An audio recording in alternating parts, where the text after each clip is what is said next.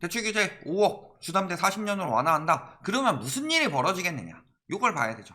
그러면 집값이 어떻게 될까요? 이게 제일 궁금하실 거고, 뭐 띄우는 인간들도 있을 테고, 그래도 위험하다 하는 것도 있을 텐데, 그러니까 대표적으로 뭐 과거 어떤 때랑 비슷하게 흘러갈 거다, 요거를 보셔야 되겠죠. 그래서 어떤 때랑 비슷하게 흘러갈 것이냐, 완화 정책들을 보면 답이 나오죠. 규제 정책이 잔뜩 들어간 상황에서 이제 완화 정책을 들어가고 있다. 왜 완화 정책이 들어가느냐?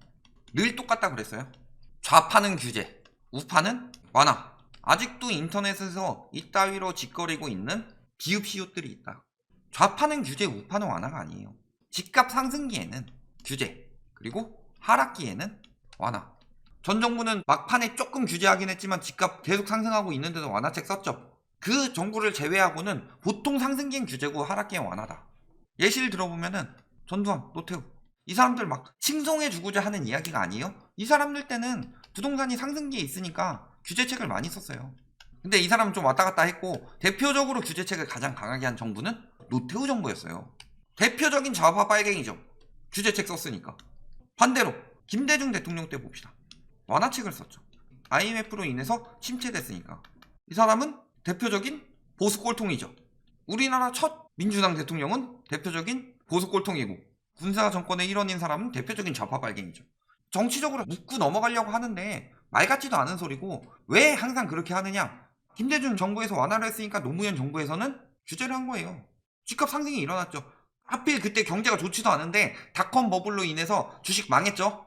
주식하면 망한다, 주식하면 폐가 방진한다, 주식으로 1억 만드는 법, 2억을 투자하시면 됩니다. 이거 다 그때 나왔던 거죠. 그러면서 그 닷컴 버블이 붕괴됐죠. 붕괴되면서 생겨난 일이 뭐예요? 자금이 부동산으로 흘러 들어왔다. 당시에는 우리나라도 처음에 막 주식 붐이 일어났으니까, 이번엔 좀 달라요. 그때는 여러 가지 상황이 정부에서 굉장히 완화해주고 있던 상황이고, 닷컴 버블이 세계적으로 붐으로 일어났고, 그 다음에 세계적으로 부동산 붐이 일어났으니까, 그때를 제외하고 보통 주식과 부동산은 경제 상황이 연동돼서 가죠. 자금이 유입되니까 규제를 한 거예요. 덜 올라가게 규제를 하는 거고, 덜 떨어지게 완화를 하는 거다. 근데 완화책이 벌써부터 나온 이유가 뭐냐? 요걸 보시면은 얼마나 똥줄이 탔다는 거예요, 지금.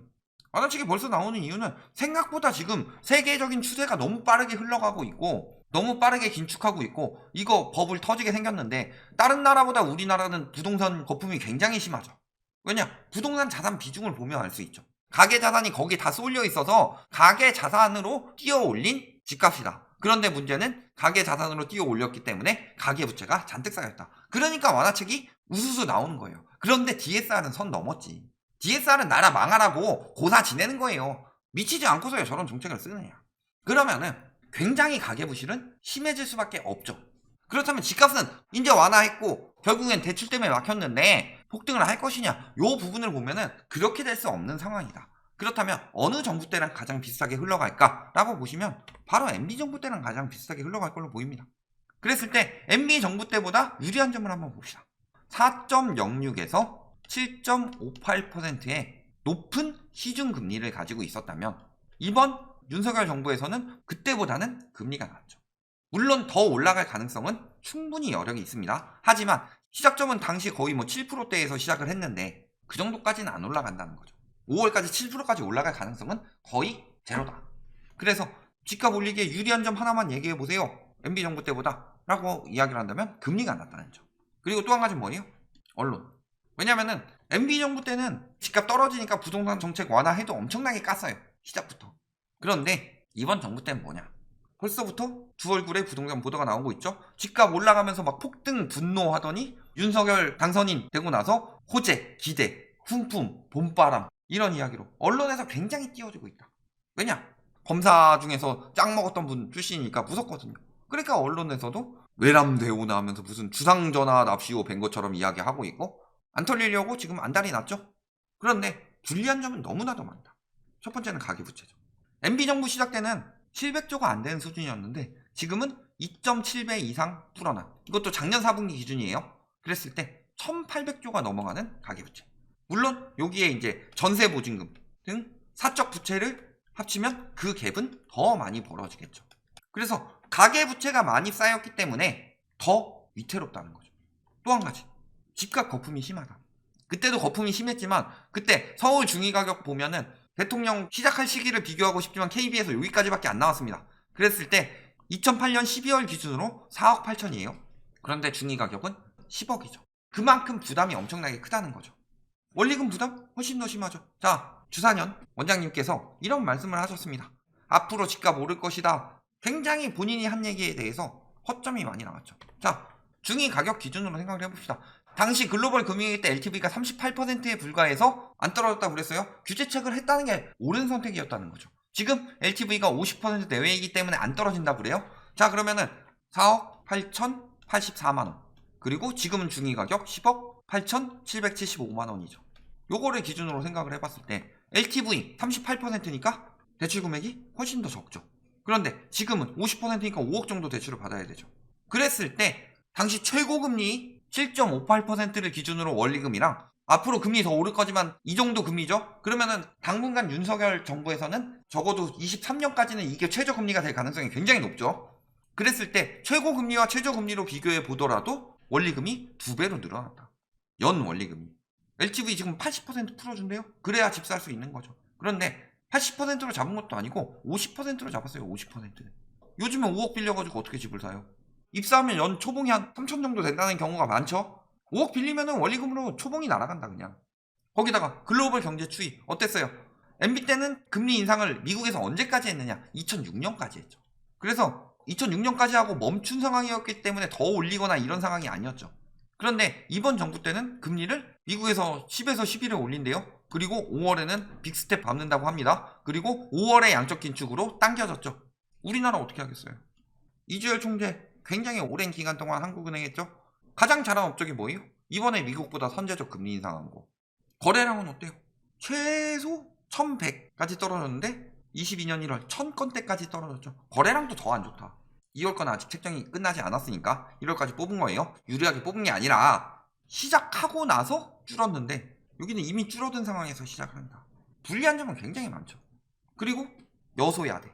물론 17대 총선, 그러니까 2008년 2월부터 임기였죠. 그 전에 여소야대였지만 당선된 지 얼마 안 되고 나서 18대 총선 했을 때 이미 바뀌어 있었죠.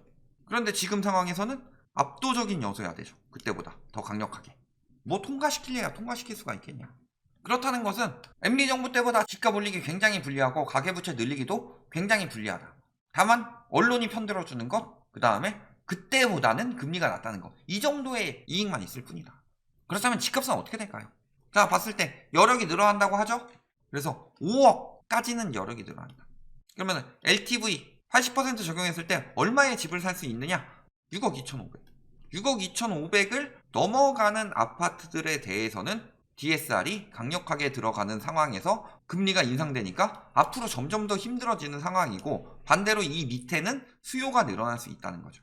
그렇다면은 서민들 수요를 늘려서 집값을 올린다, 서민들을 살린다, 이런 정책이냐? 절대 아니죠. 뭐예요? 지금 다주택자들이 가지고 있는 소형 아파트들을 털고 나갈 수 있게 해주는 거다. 1주택 보유세만 동결하고 다주택자는 보유세가 오히려 더 커졌죠. 주택수 줄이기 나서야 되죠. 주택수 줄이기 나서기 위해서 양도세 완화해줘요. 그러면은 팔고 나서 차익이 많이 남죠. 그런데 차익이 많이 남으면 뭐하냐? 사는 사람이 없는데. 그러면은 사는 사람을 만들기 위해서 뭐 하는 거예요? LTV, DSR 완화해주는 거다. 서민들 위하는 정책인 것 같아요? 절대 아니에요. 빚을 늘리는 정책은 어떻게 따져도 절대 누군가를 위한 정책이 아니다. 정말 빚을 늘리는 경우는 예를 들어 코로나 터졌을 때 자영업자들 대출을 더 늘려줘야 되는 경우는 맞습니다. 안 그러면 망하니까. 그런 특이한 상황이 아니고 집은 당장 안 사도 돼요. 그리고 집값이 지금 떨어지고 있는 추세예요. 그런데 왜 집값을 완화해주고 떨어지고 있는 추세에서 서민들이 막 살 수 있도록 해주느냐? 더 떨어지지 않게 하기 위해서, 그리고 기득권들 팔아가지고 차익 남겨서 똘똘한 채 이런 거 가격 더 띄우기 위해서. 이제 언론에서 무슨 얘기를 할까요? 금리 인상기라도. 아마 분명히 이런 이야기를 하는 언론들 엄청나게 많을 겁니다. 다시 이제 영끌 시작, 영끌 가능해졌다, 지금이라도 내 집 마련, 집값은 계속 오른다, 지금 살 때가 제일 쌀 때, 이런 이야기 하겠죠? 그러면서 영향 받겠죠. 왜? 주택이 처분이 안 돼서 다주택자들이 똘똘한 채 못하고 있었고, 그렇죠? 똘똘한 채 집중한다고 하는데 똘똘한 채도 거래 안 되고 있었어요. 그 이유는 다주택을 처분하고 똘똘한 채로 가야 되는데 처분이 안 되니까. 그러니까 처분할 수 있게 지금 기회를 주는 거예요. 그때 사는 사람들 끝물에 사는 거죠. 그래서 영끌이 옳았다, 앞으로도 영끌 계속해라, 이렇게 이야기를 하겠죠? 이렇게 될 거다. 일시적 반등은 나올 수 있는데 전반적으로 굉장히 그 이자 부담이 늘어나고 있어요 지금. 그렇다는 것은 중고가 주택에 대해서는 DSR이 적용되면은 대출은 더 안 나와요. 부담은 더욱 커지고 거기에 생활비 여력 늘어나고. 그래서 장기적으로는 일시적인 반등은 나올 수 있으나 이게 한계다. 결론, LTV, DSR 완화는 주거 사다리 연결이 아니고 다주택 퇴로 확보다. 그렇다면은 이런 상황에서 일시적 수요 증가죠. 일시적 반등이 나타날 가능성도 있다. 이거는 가능성에 대해서 이야기하는 거예요. 이것도 안 나타날 수도 있어요. 왜냐면 여력이 지금 너무 떨어져 있기 때문에 나타날 수도 있고 안 나타날 수도 있다. 다만 반등은 나타나더라도 일시적으로 그칠 수밖에 없다. 자, 그렇다면은 요게 시사하는 바는 첫 번째는 하락, 가시화. 가시화라는 것은 눈에 보이는 지표가 나오는 걸 말씀드리는 거예요. 하락, 가시화는 당겨진다. 왜냐면 지금 계속 해놔야 진짜 정상화 될 때까지 떨어질 수 있는데 더 빨리 처분할 수 있죠. 급매물로 양도세 완화됐을 때 빨리 처분해야 돼요. 금리 인상되기 전에. 그리고 수요들은 더 올라가기 전에 빨리 사야 된다는 마음이 나오죠. 그러니까 급매물 거래가 위주로 되면서 하락 가시화가 당겨질 수 있다. 일시적 반등 이후에.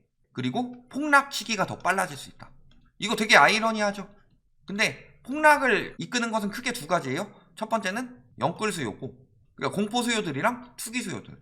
근데 다주택 투기 수요들은 전세가 올리면서 버틸 수 있는데 금리 인상으로 인해서 전세가 떨어질 거예요. 그 다음에 영끌 수요들이 더 매입하고 기득권들이 더 팔고 빠졌다. 그렇다면 집을 가지고 버티기 힘든 사람들이 늘어났다는 거죠.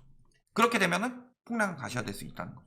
즉 서민들 부채로 기득권들이 빨아먹고 마지막으로 털고 나갈 수 있는 기회 한번 주는 거고, 그런 상황에서 낚이는 사람들, 일시적 반등 있더라도 그때 당신은 못 팝니다.